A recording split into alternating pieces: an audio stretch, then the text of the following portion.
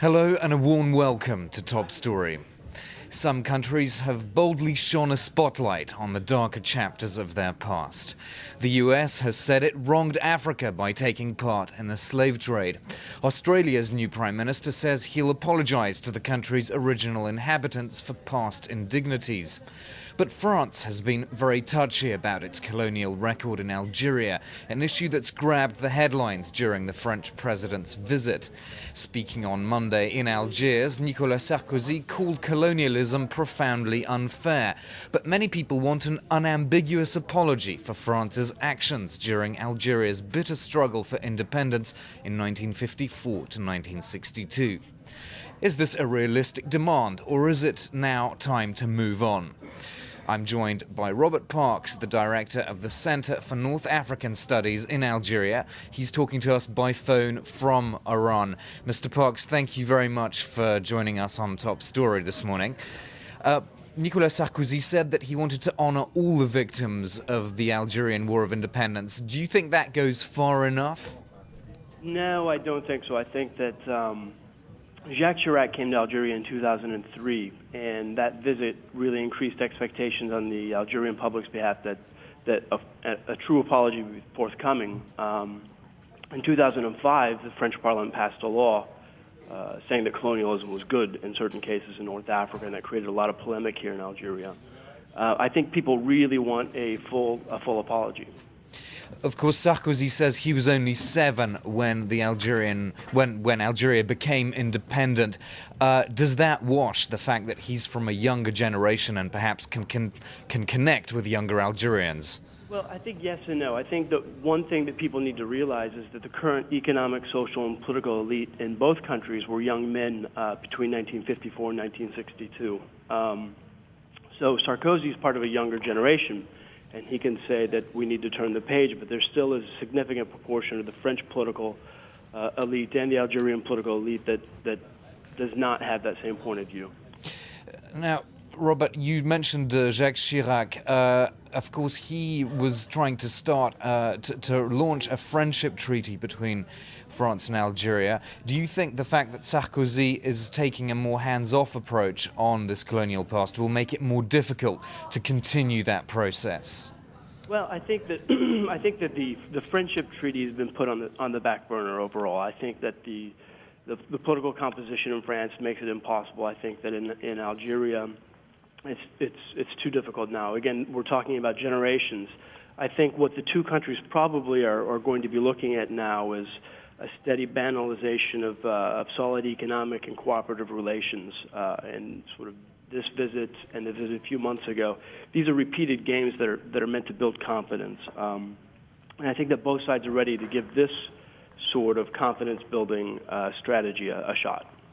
So let's have a look at those business issues then. Is that really the future as far as Algerians are concerned? They're willing to set aside the past if it means more jobs and investment in Algeria? Well, I think it's a mixed bag. I think the Algerian public's divided. I think if you peruse the newspapers, of course they want a full apology. But of course, the political elite they have different priorities, and one thing is job creation. So, right now France is the number one investor in Algeria outside of hydrocarbons. The U.S., of course, is the number one investor overall. Mm-hmm. Sarkozy is bringing several big projects to Algeria that will be negotiated during his visit here. One, of course, is the total project in Arzou with Sonatrach, which is a $1.5 billion project. There's also the Gaz de France project in the Algerian Touat, which is in southwestern Algeria. That's about $1 billion project. And then there are a couple projects with Alstom, which total out to about $1.3 billion, one of which is to build an electrical plant here in western Algeria, and another is to create sort of trolley cars in Oran and Constantine. Overall, these three projects are said to create, if they're signed and they're online, about 7,000 direct jobs, and of course there'll be many other jobs downstream. So I think the economic side is quite important, and I think the Algerians realize that, and I think that the French realize that as well. Now, this visit, even though Sarkozy is not presenting necessarily a full apology, is quite important.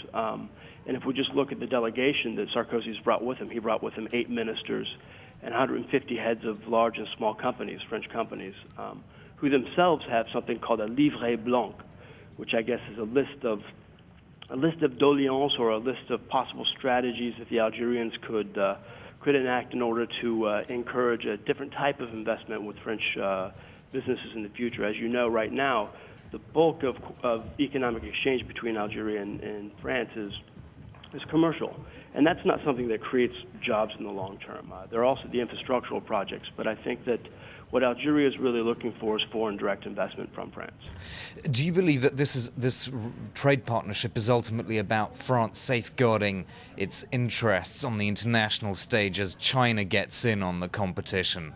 Well, I mean, I think that the Algerian market is very lucrative. I think recent estimates said that Algeria's got about $90 billion in foreign reserves. And construction's going up left and right here in Algeria. Mainly they're infrastructural projects. But for large infrastructural engineering firms, this is a significant it's a significant territory. So I think that France guarding Algeria as its terrain de chasse or something like that, I think that no, I don't believe that that's entirely the case. But the proximity makes it a very interesting market for France. And also, I mean, it's a part of a wider strategic picture because France and Europe, Western Europe, are trying to diversify gas supplies as tensions with Russia increase. Absolutely, absolutely. That's something that we can't forget. Natural gas, there are 2 major suppliers for Algeria. For Europe. One is Algeria, the other is Russia. And Russia has a tendency to shut off the valve, and so Algeria is seen as perhaps a steadier supplier of resources. Robert, does the Mediterranean Union that President Sarkozy has touted actually have any resonance in Algeria right now? Well, at the popular level, at least reading the papers, I think that most people don't really understand what it would bring to Algeria. There were the Barcelona Accords and a series of other cooperative agreements with the European Union and Algeria in the past, and they're worried that the Mediterranean Union is just that again. Of course, the Mediterranean Union would be interesting for the European Union for its export market. Also for this energy cooperation. But really, what does Algeria get? Okay, thank you very much. We'll have to stop there. Robert Parks from the Center of North African Studies in Iran. Do join us at the same time tomorrow for another edition of Top Story.